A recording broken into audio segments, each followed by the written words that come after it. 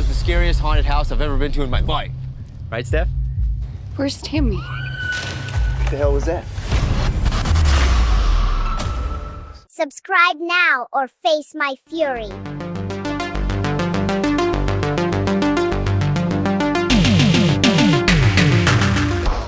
Kevin Wayne directs and stars as Tickles, our killer clown in HELLBILLY Hollow, a 2026 haunted attraction movie, and this one's got it all, folks.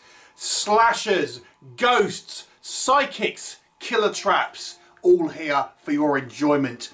So what is the story of HELLBILLY Hollow? Now, as I say, apparently this is actually taking place in a real haunted attraction in the States somewhere.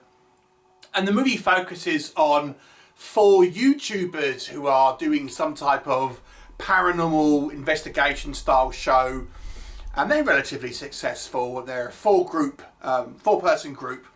Or one of the group, the newest member, has actually got some psychic abilities, and she has kind of visions of her grandmother who is able to communicate with her and may have a connection to this actual site. And they travel to this haunted attraction, which is in kind of like a farmland area. And this is run by this guy called Bull. And he is this kind of strange hillbilly type who is somewhat of a character, and he invites people to come to his attraction, but some of them will never leave, as this attraction is home to Tickles, the killer clown, along with deadly traps and similarly ghosts as well. What will happen? You'll have to watch the movie and find out. So, let's discuss what works in this movie's favour. Now, films that kind of take place in haunted attractions, especially when they tend to be filmed at them, are generally speaking quite fun, and the fact that they're filmed in these actual real life locations gives it this sort of production value that you might not otherwise get if you were a low budget film trying to create sets and locations based on this. So it kind of has this sort of inbuilt factor already kind of baked into the movie, which is kind of this this kind of fun location, and there's, I presume, kind of footage here of action events kind of going on and various kind of horror actors jumping out and stuff. So it all adds to this kind of Halloween sense of fun. There are some kind of standout moments for me in this film. Particularly one I liked was Whacker Troll, as they call it. And I won't say too much, as there seems to be some type of supernatural influence which compels people to kind of take part in these various kind of sideshow games. And yeah, the Whacker Troll one I think was pretty interesting and sort of brutal, as well as being somewhat kind of comedic at the same time. And this movie has this kind of comedic edge to it. The fact that we're kind of using YouTubers as our kind of protagonists gives it a few kind of like elements of kind of found footage, and kind of gives it this sort of reason why they're there and why they're kind of hanging around and trying to kind of find out what is the kind of the history of this kind of particular area. And the movie does try and give you some context about what's going on, and even giving you some sort of tragic and sad backstory that will kind of give you some empathy for our sort of antagonists here. And like I said, there's a reasonable amount kind of going on here. Clearly our character of Bull, the ringmaster, so to speak, of this caravan of carnage, seems to have some deadly ideas about entertainment. So it gives it some gory fun. What doesn't work for me, I think the movie's quite muddled in regards to its sort of plot. It really seems to be unfocused about what's actually the kind of the narrative here. Like we have these kind of ghosts that sort of show up, and they just kind of show up, have a bit of a conversation with someone, and then don't really do anything. And it's kind of like, what was the point of them?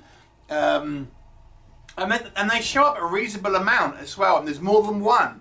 And one's kind of connected to one of our YouTubers, but again, it's really not particularly well established as to what's actually happened there.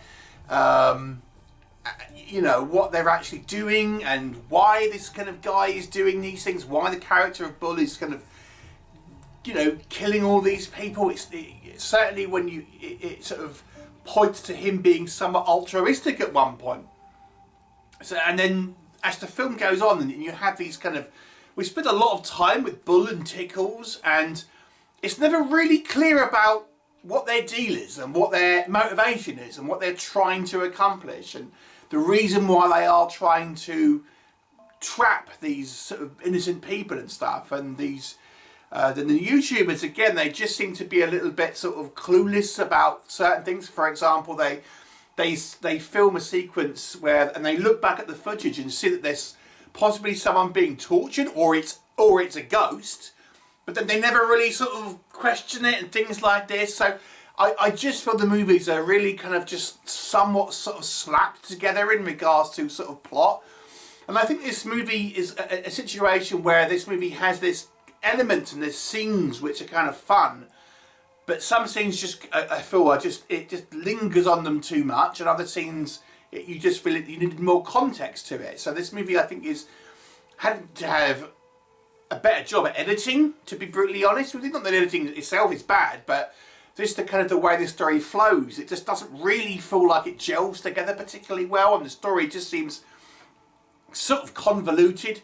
It also has a sort of a budgetary feel to it. For example, some of the effects are achieved kind of digitally, and they sort of stand out, to be honest. So we have a few gore shots here which are achieved through, say, sort of CGI means, and they don't look brilliant. Others are kind of achieved more practically. There's just some lack of characterizations for our protagonists. I think we spend a little bit too much time with our antagonists, and as such, unnecessarily so, but our protagonists kind of end up falling a little short in regards to their character work. And again, we have one of our protagonists has this kind of vague sort of psychic power. It's never really given much kind of context about what's going on with that. And anyway, so I feel the movie has some interesting parts, but unfortunately as a whole, it's rather lackluster. And to be honest with you, films that take place in haunted attractions, of which there have been many, not that I've ever been to one of these in real life, but this one seems small scale, to be honest. I'm going to give this one a below average mark, but it's not a terrible film. I'm going to give it a 4 out of 10. It's certainly watchable, particularly fun if you like this sort of thing over Halloween, but the story for me was the real lacking point for me. So yeah, that's where we are with this one. 4 out of 10. What are your thoughts if you've seen it? Leave me a comment and I'll look forward to seeing you next time. What's cooler than a vampire masquerade LARP event?